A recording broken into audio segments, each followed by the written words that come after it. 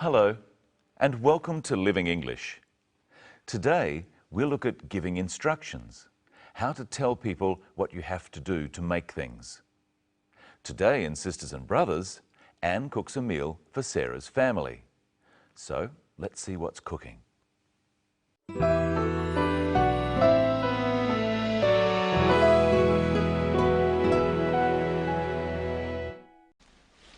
What are we having? Singapore noodles with prawns. Oh. It's a very famous dish. You can buy it at street stalls everywhere. I hope you like it. I'm sure we will. So, what do we do first? First we have to peel the prawns. Oh, okay, I'll do that. Now what? Now we'll fry the prawns. The oil must be very hot. It doesn't take very long. While I'm doing that, you can chop the leeks. Chop them very fine.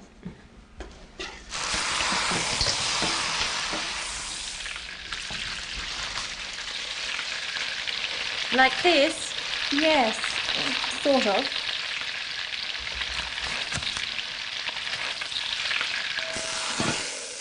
Now what?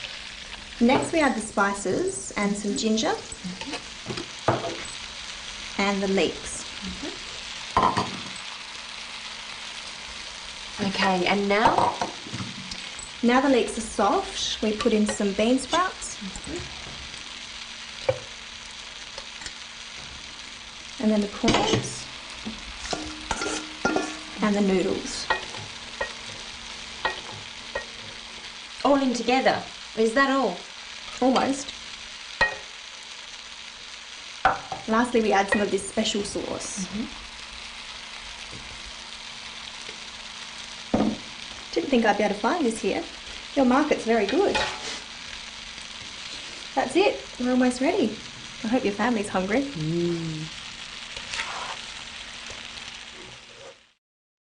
I think I'll try that recipe myself. It looks easy, but delicious. Let's have a look at the order in which the meal is prepared. First we have to peel the prawns. Peeling the prawns takes a bit of time, and the meal is cooked very quickly, so it's best to do that first. They peel the prawns, and Sarah asks what the next thing to do is. Listen to how she does this. Now what? She means, what do we do now? Or, what's next? Practice saying, now what, with the clip. Now what? So what is it that we should do next? Now we'll fry the prawns. The oil must be very hot. It doesn't take very long. Anne said it doesn't take very long. She means it only takes a short time. We often use this expression for things that happen quickly. Try saying, it doesn't take very long, with Anne. It doesn't take very long. In the next clip, listen for the word Anne uses to mean during the time that or at the same time as. While I'm doing that, you can chop the leeks. Chop them very fine. We say while to mean during the time that or at the same time as. During the time that Anne fries the prawns, Sarah chops the leeks. Let's have a look. Like this? Yes, sort of. What does Anne do next? Next we add the spices and some ginger and the leeks. Okay, and now? Now the leeks are soft, we put in some bean sprouts. And then the prawns and the noodles. All in together. Is that all? Is that all? Sarah means, is that all you need to do?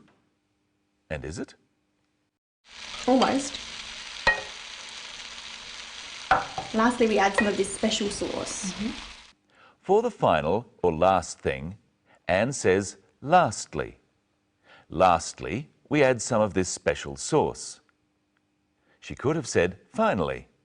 Finally, we add some of this special sauce. Now we're going to look at those instructions and change them so that we are talking about what happened instead of saying what is happening. First, let's listen again to what is happening. Lastly, we add some of this special sauce. To talk about that or report it to someone, instead of saying we add some special sauce, we say some special sauce is added. This is called the passive voice. We use the passive voice when who or what causes the action is not important. Compare the active phrase, we add some of this special sauce, to the passive, some special sauce is added. In the first phrase, we is the subject, the person or thing performing the action. And some special sauce is the object. It's the thing affected by the action. It's what we add.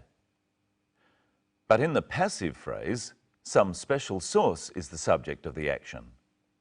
When we use the passive voice, we just say what happens to the subject and not what the subject does. By using a passive verb such as is added. Add is an active verb. It says what a subject does. Is added is passive. It says what happens to the subject. Some special sauce is added. Now listen carefully and think how this next phrase can be made passive. Next, we add the spices. Next, we add the spices. That's active. It says what we do. Add the spices. The passive is, next, the spices are added. That just says what happens to the spices. They are added. Notice that the active verb add changes to the kind of past tense called a past participle, are added. Now it's your turn to try some. This is the active. We show films in a cinema. What's the passive? Films. Films are shown in a cinema. This is the active. How do you pronounce this word? What's the passive? How is this word pronounced? Now listen to Anne use the active voice and then repeat what she says. First, we have to peel the prawns. First, we have to peel the prawns. That's the active. What's the passive? First, the prawns are peeled. And here's someone who's very active. Hello, Michelle. Hello, Brenton. Hello, everyone. What are we going to do today? You're going to follow my instructions. Really? And you have to listen closely. I want you to follow my instructions and tell me what has happened in the passive. Okay. First, open this box.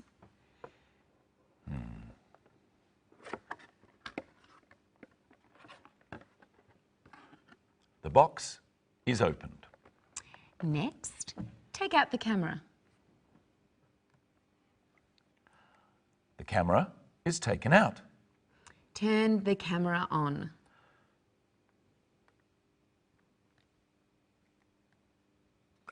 The camera is turned on. Point the camera at me. The camera is pointed at Michelle.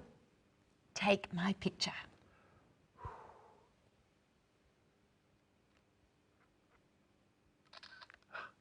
Michelle's picture is taken. Now we'll replay what Brenton did. And I want you to tell me what happened in the passive voice. Here's what I mean. The box is opened. You try. The camera is taken out.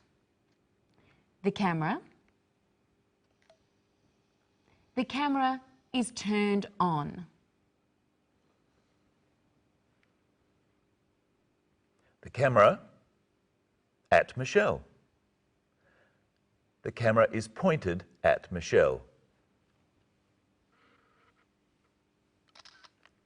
Michelle's picture Michelle's picture is taken. Now listen to Anne again. While I'm doing that, you can chop the leeks. You could say, while that's being done, the leeks can be chopped. Yes, if you're writing a recipe. We use the passive when we are not sure exactly who or what is doing something. What's a recipe? A recipe is cooking instructions. I have a recipe here for iced coffee. I'll read it and you can follow it. Follow it. When we do what instructions say, we say that we follow the instructions. I want you to follow my instructions and tell the audience what you are doing using the active voice. Now you need a shaker, a kettle of hot water, ice cream, cold milk, instant coffee, sugar. Okay, let's start. First, 1 teaspoon of coffee is put in the shaker. I put a teaspoon of coffee in the shaker. 1 teaspoon of sugar is then added. I add a teaspoon of sugar. Next, enough hot water to dissolve the sugar and coffee is added. I add enough hot water to dissolve the sugar and coffee. A scoop of ice cream is then added. You say it this time. I add a scoop of ice cream. The lid is put on and the contents shaken. Try again. I put the lid on and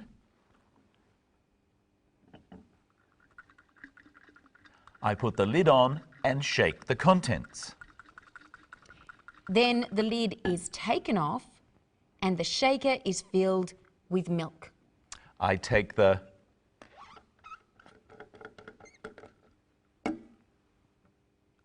lid off and fill the shaker with milk.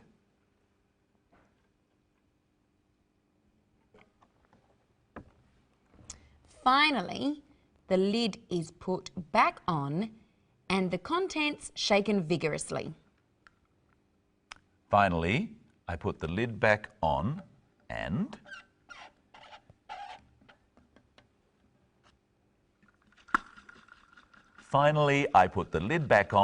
shake the contents. Is that all? Yes, except for drinking it. And that's all we have time for today. Next time, we'll look at the words we use to describe food and see if Anne's recipe for Singapore noodles is a success.